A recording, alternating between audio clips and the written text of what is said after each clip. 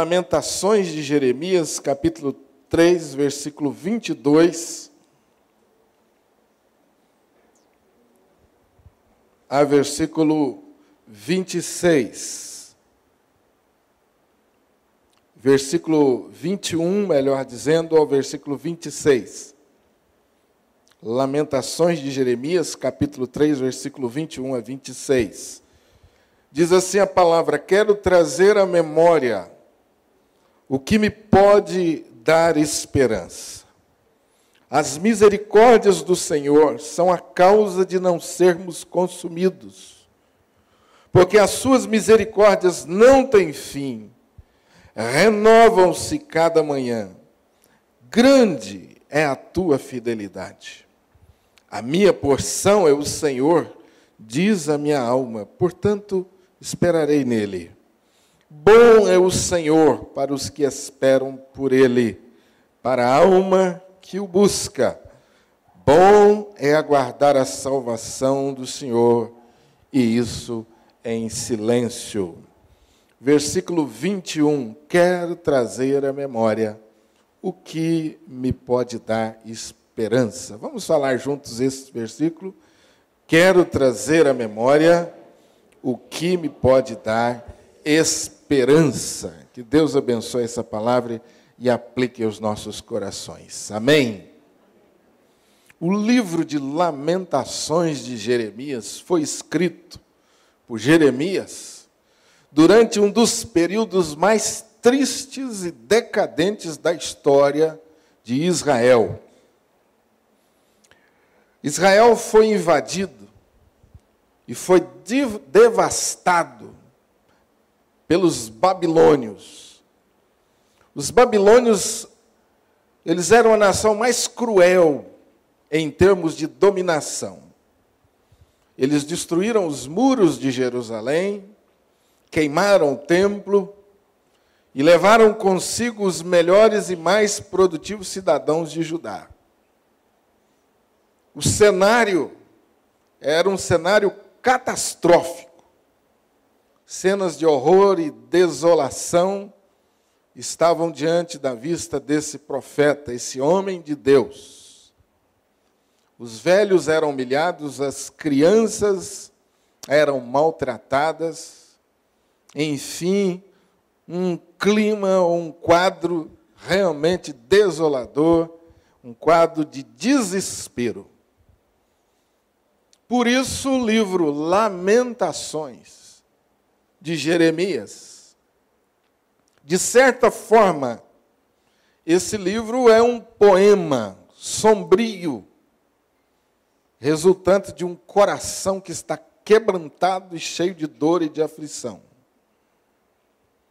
Se não bastasse aquela situação de desolação que a nação se encontrava, Jeremias estava se sentindo um homem tremendamente frustrado contra o seu ministério.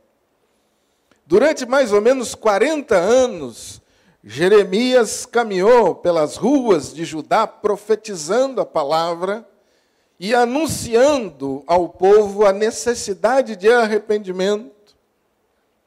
E anunciando ao povo que se houvesse arrependimento haveria esperança de cura, de salvação e de redenção. 40 anos ininterruptos. E esse povo não deu ouvidos à profecia de Jeremias.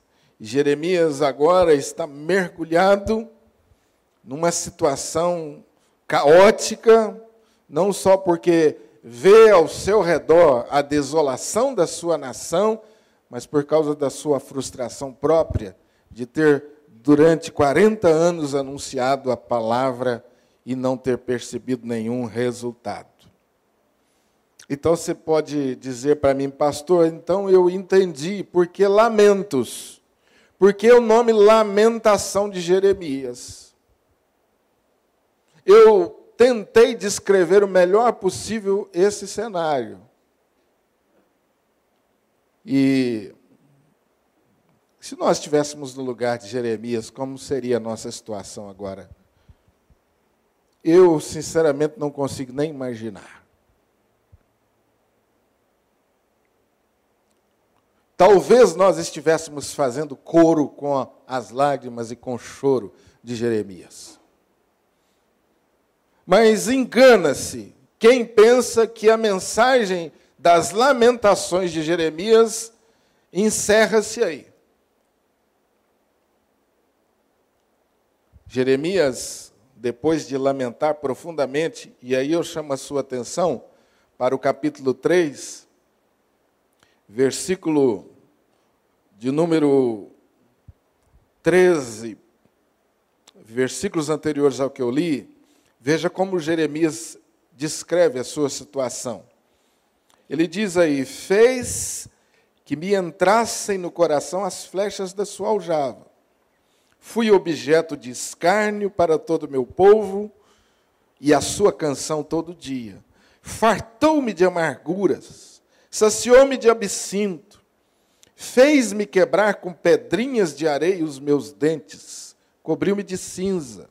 Presta atenção no que ele diz: afastou-se a paz de minha alma, esqueci-me do bem. Então disse eu: já pereceu a minha glória, como também a minha esperança no Senhor. Lembra-te da minha aflição e do meu pranto, do absinto e do veneno. Minha alma continuamente os recorda e se abate dentro de mim. Os irmãos perceberam que aqui Jeremias está olhando para trás e de forma poética ele descreve aquele profundo pesar que estava na sua alma. A ponto dele dizer assim: pereceu a minha glória, como também pereceu toda a minha esperança. É um quadro realmente desolador. A minha alma continuamente se lembra disso. Jeremias fazia um exercício que, infelizmente, muitos de nós acabamos fazendo. Jeremias ficava trazendo, ficava recordando aquelas tristezas, aqueles desatinos, aquele tempo de indiferença e as consequências disso para o povo. E quanto mais ele fazia isso, mais ele mergulhava no caos de tristeza, de solidão e de dor. Mas o texto nos diz que, de repente, esse homem para e muda o foco da sua atenção. E aqui nós começamos a aprender com Jeremias lições muito preciosas para a nossa vida. O que nós devemos fazer para ter esperança diante de um cenário de desesperança? No meio do caos, no meio das circunstâncias mais difíceis, é possível ter esperança. Quando, em primeiro lugar, eu mudo o foco da minha vida, e começo a olhar para Deus. Veja o que o versículo 21 diz: de repente esse homem muda o foco da sua atenção. Quero trazer à memória o que me pode dar esperança. Até então, ele estava remoendo as frustrações. E quanto mais ele fazia isso, mais ele mergulhava na tristeza. Até que um momento esse homem resolve mudar. E ele começa a direcionar a sua atenção, os seus olhos para Deus. Quero trazer à memória o que me pode dar esperança. Jeremias está aqui se propondo a mudar de mente, a mudar de olhar. O passado trazia dor, o presente causava medo, angústia. Mas Jeremias lembra-se que há um Deus assentado no alto e sublime trono. Quando ele faz isto, o seu coração de lamento começa a experimentar a esperança, a verdadeira e viva esperança. E as palavras melancólicas de Jeremias agora dão lugar a expressões mais otimistas, que traduzem a esperança. É esse olhar para Deus, meu amado irmão, que muda tudo ao nosso redor. É esse olhar para Deus que muda a nossa visão do mundo. É esse olhar para Deus que muda a visão das circunstâncias adversas. As situações se tornam pequenas diante da grandeza do nosso Deus. Quando o meu olhar permanece nos problemas, nas frustrações, eu permaneço também detido nas lágrimas e nos lamentos e na murmuração. Mas quando os meus olhos se voltam para Deus, o Deus onipotente, o Deus todo-poderoso, quando eu começo a enxergar aquilo que Deus é, aquilo que Deus faz, aquilo que Deus realmente está comprometido em fazer na minha vida, as coisas vão mudando. Então Jeremias olha para Deus e começa a trazer à sua memória aquilo que poderia trazer esperança. Ele diz no versículo 22, as misericórdias do Senhor são a causa de não sermos consumidos, porque as suas misericórdias não têm fim.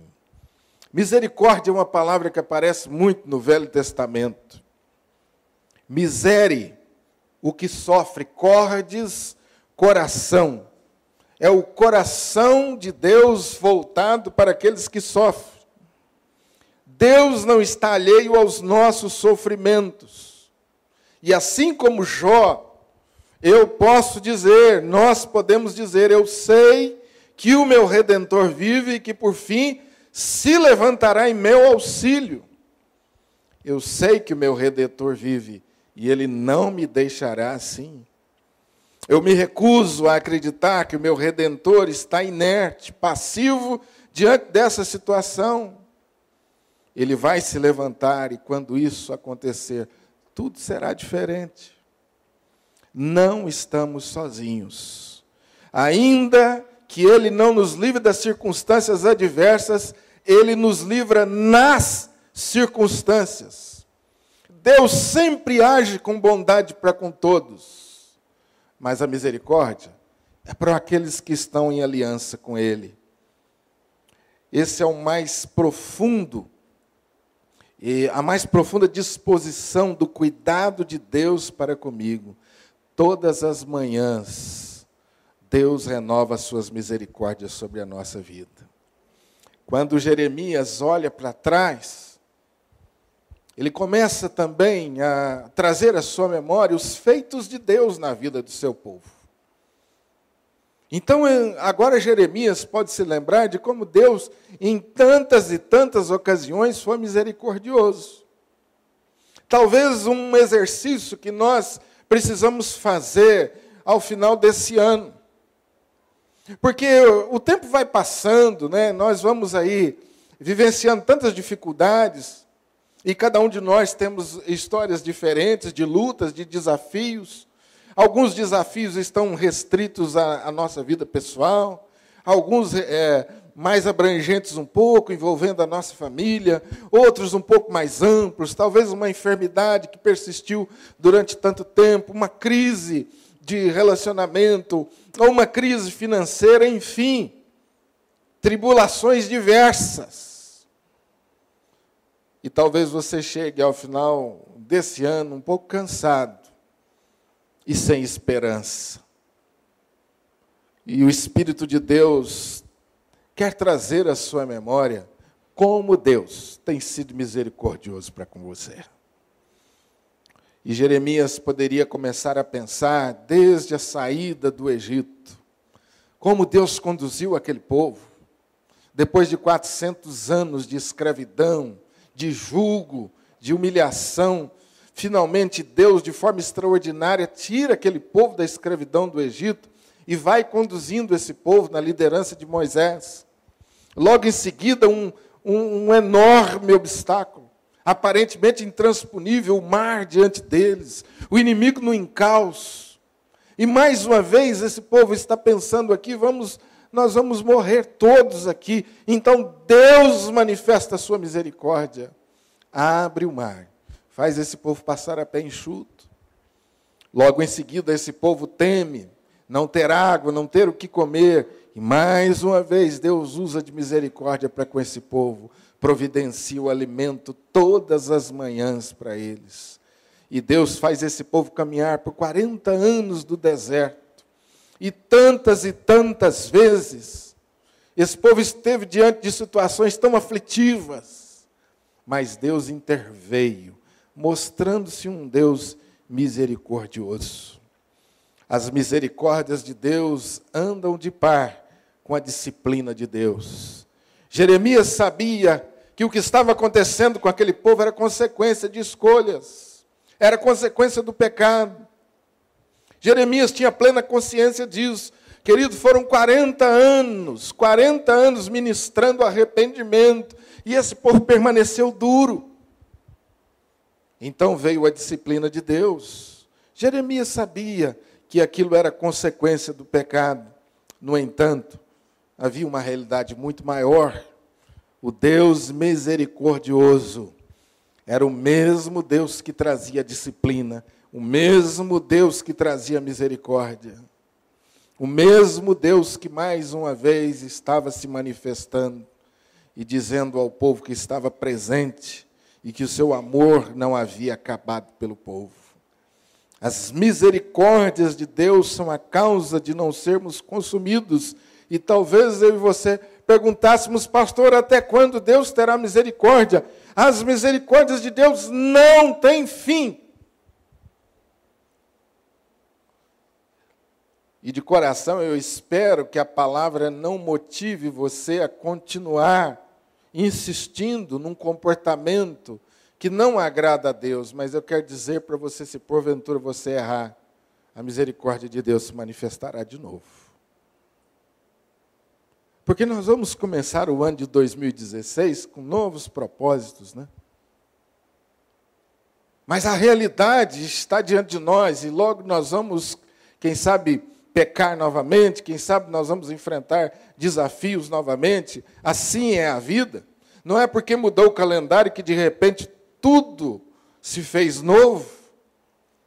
Essa não é a realidade da vida. Nós vamos continuar enfrentando alguns problemas. Alguns, tomara a Deus, que fiquem para trás, apenas na lembrança de como Deus foi misericordioso, mas alguns, quem sabe, vamos ter que continuar enfrentando. Essa é uma realidade dura, mas todas as vezes que você enfrentá-los, traga à sua memória o ano de 2015 com todas as intervenções de Deus, e lembre-se, as misericórdias de Deus não acabaram em 2015. Elas foram renovadas em 2016. E nós vamos entrar o próximo ano cheios de esperança, porque as misericórdias de Deus não acabaram. Não é porque nós nos tornamos santos e merecedores das bênçãos que tanto almejamos, mas é porque a misericórdia de Deus nunca acaba. Às vezes é tão difícil isso para nós, né, irmãos? Porque a nossa misericórdia acaba tão rápido. O nosso amor acaba tão rápido. A nossa paciência acaba tão rápido. E logo nós começamos a dizer, olha, não dá mais. Eu já perdoei uma, já perdoei duas, já perdoei 3 vezes, agora chega. Eu não tenho mais paciência.